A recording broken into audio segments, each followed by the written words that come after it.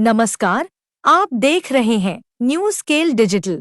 आज कांग्रेस प्रवक्ता सुप्रिया श्रीनेत का बड़ा बयान सामने आया है। उन्होंने कहा कि प्रधानमंत्री रुपया के साथ अपनी प्रतिष्ठा भी गहरे गड्ढे में खोज रहे हैं। 2014 में रुपया 58.86 पर था, जो अब 90 के पार पहुंच गया है।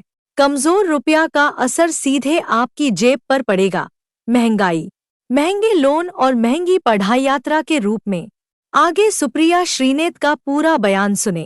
प्रधानमंत्री नरेंद्र मोदी बहुत व्यस्त है क्योंकि वो किसी गहरे से गड्ढे में अपनी गिरी हुई प्रतिष्ठा को ढूंढ रहे हैं। और ये मैं नहीं कह रही हूं, मोदी जी ने ही तो कहा था कि जैसे जैसे रुपया गिरता है प्रधानमंत्री की प्रतिष्ठा भी गिरती है। अब जब रुपया 90 के पार हो गया तो सोचिए कि इस गहरे कुएं में उनकी प्रतिष्ठा जाकर धंस गई होगी। 2014 में जब मोदी जी प्रधानमंत्री बने तो उनको रुपया डॉलर के मुकाबले 58 रुपीज 86 पैसा पर मिला था, जिसको उन्होंने 90 पार करा दिया। और अब लगता है कि शतक मनवाकर ही उनका दिल भरेगा।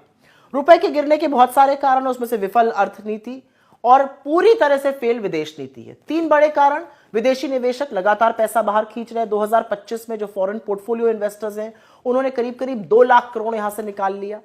अमेरिकी टैरिफ का हमारी अर्थव्यवस्था पर घातक प्रहार हुआ है। ट्रेड डील न होने के कारण रुपया और कमजोर हुआ है। और एक बड़ा कारण है कि जो इंपोर्ट बिल लगातार बढ़ रहा है और जो ट्रेड डेफिसिट, जो व्यापार घाटा लगातार बढ़ता जा रहा है, उसके कारण भी रुपया कमजोर हो रहा है। लेकिन अब रुपए की चिंता नहीं की जाती। अब तो प्रधानमंत्री, उनकी सरकार, ढोंगी अर्थशास्त्री और चरण चुंबक मीडिया यह समझाने पर तुला हुआ है कि रुपए का असल में कमजोर होना अच्छा है। और ऐसा सभी करेंसीज के साथ हो रहा है। यह बिल्कुल झूठ है।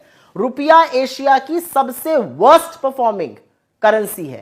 अप्रैल से अक्टूबर 2025 में इंपोर्ट बिल लगभग 650 बिलियन डॉलर का है, मतलब 58 लाख करोड़ रुपए, जो कि पिछले साल के मुकाबले 10% ज्यादा है। और ऐसा नहीं है कि आरबीआई ने कुछ किया नहीं। आरबीआई ने रुपए को मजबूत रखने के लिए करीब करीब 40 से 42 बिलियन डॉलर, करीब 4 लाख करोड़ रुपए खर्च किया, लेकिन उसका कोई असर नहीं हो रहा है। पर अगर आपको लगता है कि रुपया कमजोर होगा और उसका असर आप पर नहीं पड़ेगा तो सुनिए, रुपया कमजोर होने का मतलब है देश का इंपोर्ट बिल बढ़ेगा। जो भी चीजें हम विदेश से खरीदते हैं वो महंगी होकर आएंगी, उसका हमें ज्यादा दाम देना पड़ेगा। अब जाहिर सी बात है, जो ज्यादा दाम देकर चीजें खरीदी जाएंगी और भारत लाई जाएंगी, उनका यहां पर भी दाम बढ़ेगा। मसलन कच्चा तेल, क्रूड ऑयल।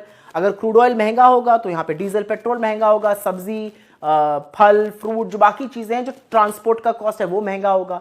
जब महंगाई बढ़ेगी तो आरबीआई इंटरेस्ट रेट बढ़ाएगा, मतलब आपके लोन की ईएमआई बढ़ेगी। और यही नहीं, विदेश में जाना, घूमना, रहना, खाना, पढ़ना, सब कुछ महंगा हो जाएगा।